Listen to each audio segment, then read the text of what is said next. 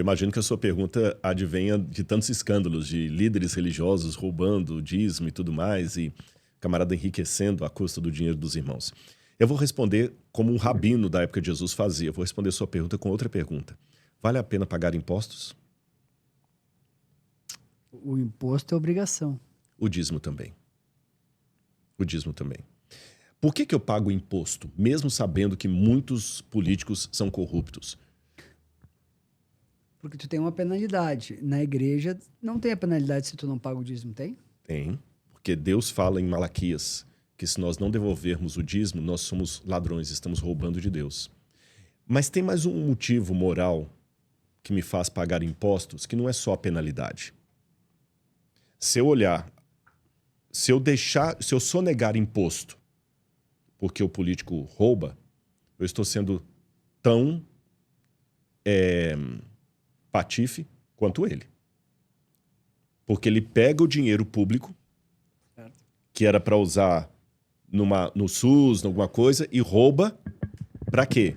Para ele ir com o iate, com as amantes dele, fazer um monte de coisa. E assim age o político corrupto, correto? E eu, como cidadão, também deixo de pagar o imposto que deveria ser usado para o bem público para ter mais dinheiro no meu bolso. Eu estou sendo tão corrupto como o político. A diferença é que eu roubei o imposto que eu não devolvi e ele roubou o imposto de 1.000 pessoas que ele pegou para si. Mas, pela lei, nós dois somos corruptos. Além disso, tem uma outra questão. Se eu não pago o meu imposto porque ele é um político corrupto, eu estou me igualando a ele. É a mesma coisa de falar o seguinte, eu vou tentar assediar aquela menina porque ela está com roupa decotada. Isso não justifica. O erro do outro jamais pode justificar o seu erro. Terceiro, em maio, agora nasce a minha filhinha. Eu vou ser pai. E eu quero que ela olhe para mim e veja um homem honesto na casa dela. Mas se eu dou o meu jeitinho de sonegar imposto porque o outro está roubando, ela está vendo que eu sou apenas um ladrão menor que estou roubando e justificando o meu roubo em torno do maior. O exemplo que eu dei com os impostos vale para os dízimos.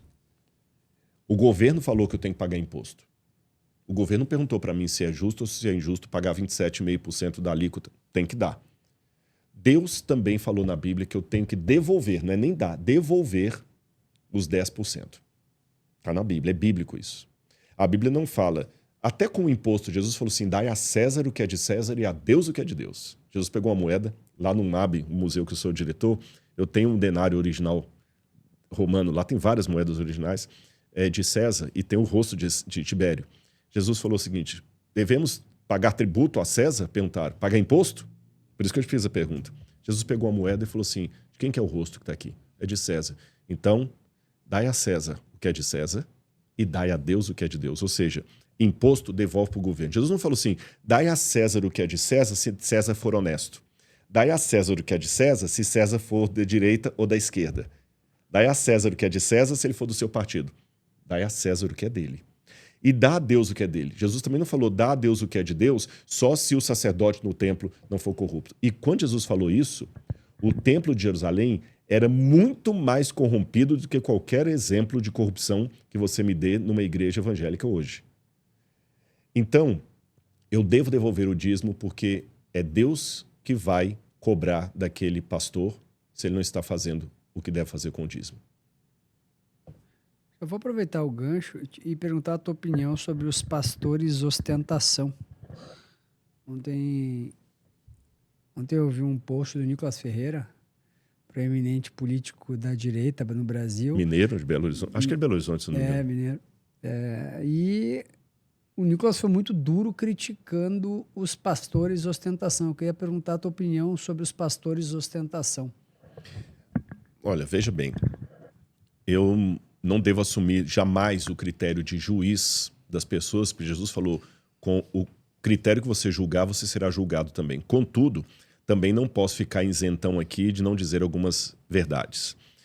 Eu acho que quando a pessoa tem o dinheiro dele, o salário dele, vindo da igreja, um pastor ostentar um Patek Philippe, Rolex, ou uma Ferrari, um Lamborghini, é tão de mau tom como um vegano ser dono de um açougue. Não combina. Você pode ser dono de um açougue. Algum crime ser dono de açougue? Não. Mas a partir do momento que você fala que é vegano, não combina com o seu discurso. O pastor, ele é um pastor do rebanho. Se ele quer ser rico, então que ele deixe de ser pastor e vá fazer outra coisa. Vá ser um empresário, um investidor na Bolsa de Valores. E ele pode ser um membro fiel da igreja. Qual o problema? Um dos maiores empresários que a gente conhece a história, William Colgate, era um crente fiel e ele dava até 90% de tudo que ele ganhava, o Colgate, para a igreja. E ele era multimilionário, ou bilionário, mas Colgate não era pastor. Agora, se você é pastor, eu acho que não pega bem. E vou dizer por quê. Cícero dizia que não basta a mulher de César ser honesta, ela tem que aparentar honestidade. Mesmo que o relógio que eu estou usando for um presente, mesmo que a Lamborghini que eu tenho é um presente, haja presente. Mesmo que a mansão que eu tenho como líder religioso é um presente, não, mas é da igreja, não é meu, dá uma aparência do mal que deveria ser evitada. Uma aparência do mal tão grave como eu dormir na mesma cama com uma mulher que não seja minha esposa. Eu posso falar, não fiz nada com ela, eu só dormi, mas vai dar uma aparência do mal. Então, eu acho que os líderes religiosos deveriam evitar isso, porque traz escândalo para o evangelho, traz opróbrio, e eu acho que Jesus falou, cuidado com os escândalos. E não foi o exemplo que Jesus teve. Jesus foi uma pessoa, Jesus também não era aquela pobreza franciscana que muitos imaginam. Jesus, por exemplo, Jesus tinha uma túnica que foi disputada pelos soldados romanos, então Jesus se vestia bem. Jesus tinha a profissão de tecton, que era construtor, que ganhava bem na época dele. Jesus tinha Jesus não era aquele desesperado, miserável, ele comeu na casa de rico e comeu com pobre. Mas Jesus nunca ostentou. E a ostentação, ela é complicada para um líder religioso. Muito complicada. Porque para uma igreja pagar para um pastor um salário de 200, 300 mil reais, eu acho too much para um líder religioso. Eu acho muito. Até para um político também eu acho que é um absurdo. Você sabe que em países da Europa, como a Suécia, por exemplo, um político ganha pouco.